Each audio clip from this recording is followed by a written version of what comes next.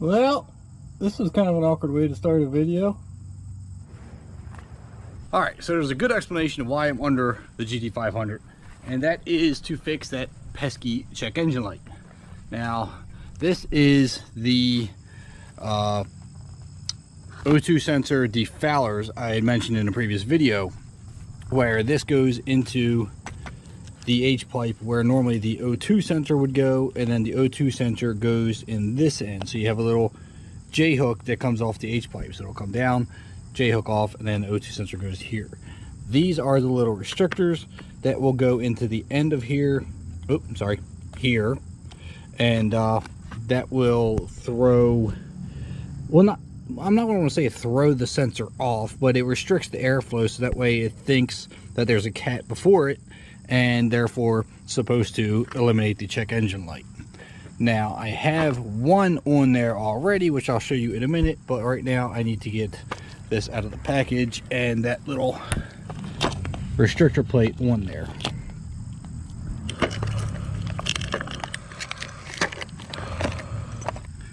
Now, I'm going to use the smallest restrictor they had under the advisement of, well, pretty much everyone online. Not sure if that's a good idea to go under or not, but that's what I'm going to go with. So we're going to take this, drop it right into here, like that, and then I'm going to put this little lock ring on.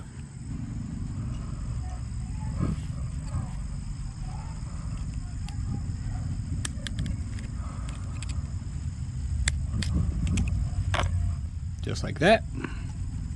And now let's wiggle our way under here and I'll show you what we have going on. Alright, so as you can see, we have one done already. That's the J hook, obviously, that comes off the now empty cat. Little harness that goes to it. So there is a restrictor in there already. And this is the one that I'm going to be taking off and replacing. It's pretty simple, so I'm just going to do that and show you what it looks like when I'm done. And that is that. Let me call off Monday here and we'll talk about that.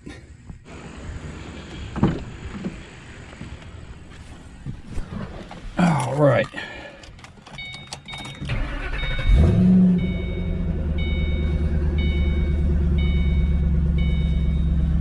Alright, so the check engine light is still on, and it's probably going to be on for a little bit.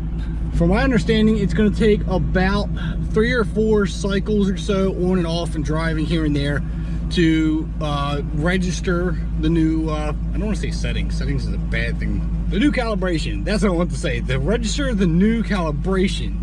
So we're going to drive around a little bit, and then eventually that's going to turn off, hopefully.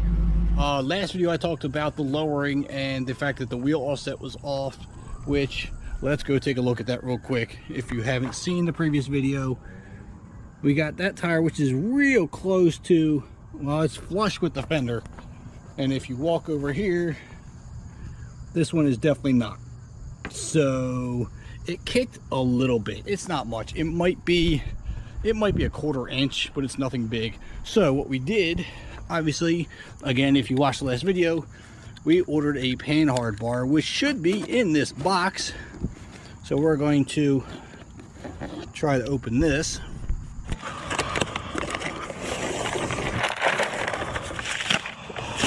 So there's a new panhard bar. It is the adjustable one from BMR. It is nice and powder coated red, just like all the other components under the car. So very excited about that.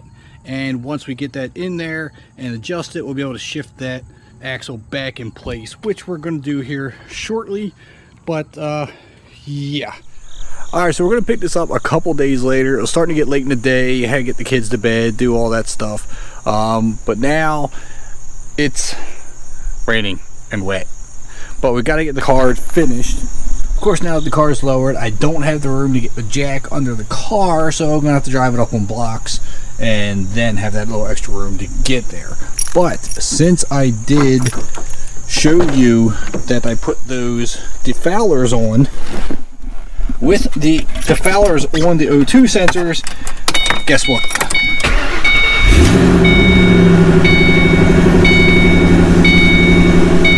there's no more check engine light. So the O2 defoulers worked. There's no more check engine light. It's absolutely awesome. I love it. So you don't necessarily have to get a retune or a tune to get rid of that check engine light, because what I'm finding out is it is now a federal law that they're not allowed to do that. So this is a good way to get around it. We have the car ready to get jacked up and take care of that little bit of offset we have with that wheel over to this wheel. Yeah, there is that little bit of difference, but that's where this comes into play. The BMR adjustable panhard bar, which we're going to put on the back of the car here, and then we can adjust it through this large nut there, expanding it or contracting it, in which to get that fitment perfect.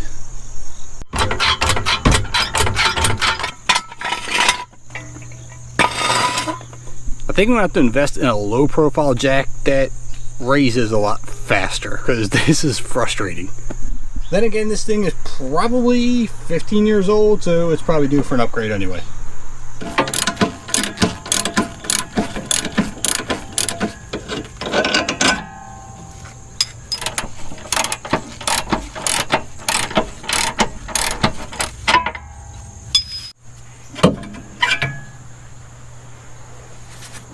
Alright, so we got the old one out.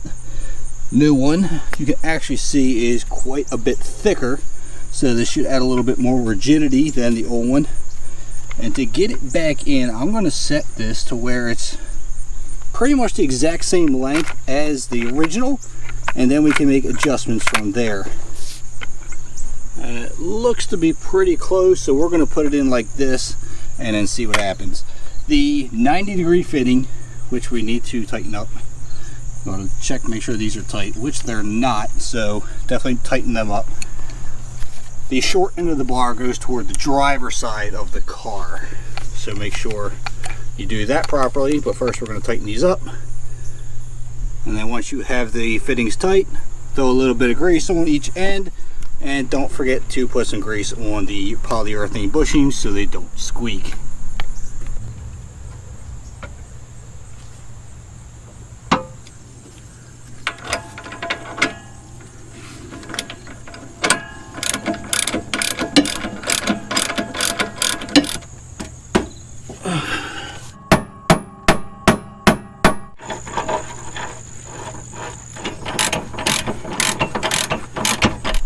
Alright, so this install really is just that simple. It's only 2 bolts.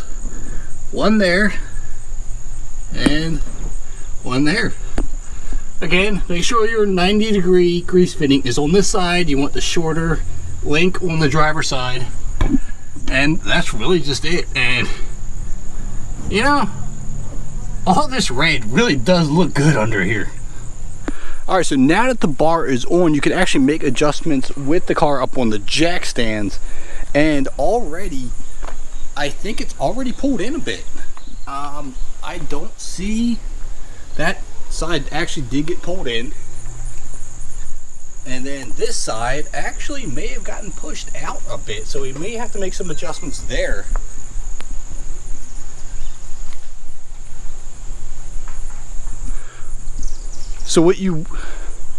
So the ideal thing to do is to actually put a string hanging from the fender and get an accurate measurement from the string to the fender and where the tire is. But I mean, honestly, you could probably just eyeball it and get pretty close. So what I think I'm going to do is I'm actually going to lower the car down onto the ground, or at least onto the blocks down there, and get the weight of the car on it, so I can get a little bit of a better idea how this is sitting. Alright, so here's what I did. I taped a piece of yarn, or it's actually hoodie thread, hoodie tie, with a wrench on there to get some tension to it, and we're going to measure off of this tire, and then we're going to take it to the other side and do the same. So as of right now, I mean, we're only at practically a ½ inch side. That's pretty much dead on. So I think we're going to leave it there.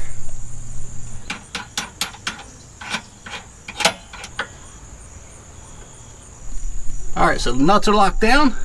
Time to get this thing back on the ground.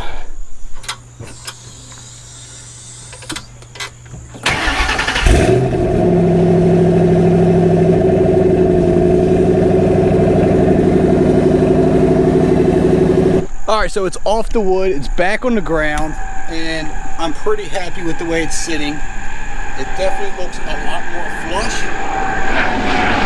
Helicopter. So as I was saying before the helicopter went overhead, it's back on the ground, it's looking a lot more flush, and I'm liking the setup. It looks a lot better than it did before.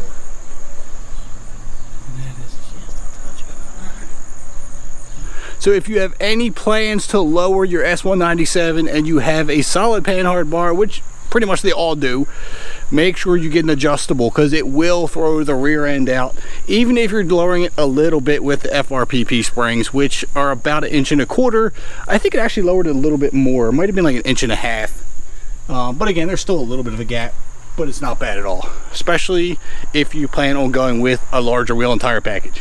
Since it did just get done raining here, I'm not going to take it for a test drive just yet. I got to clean up my mess and get back inside for dinner.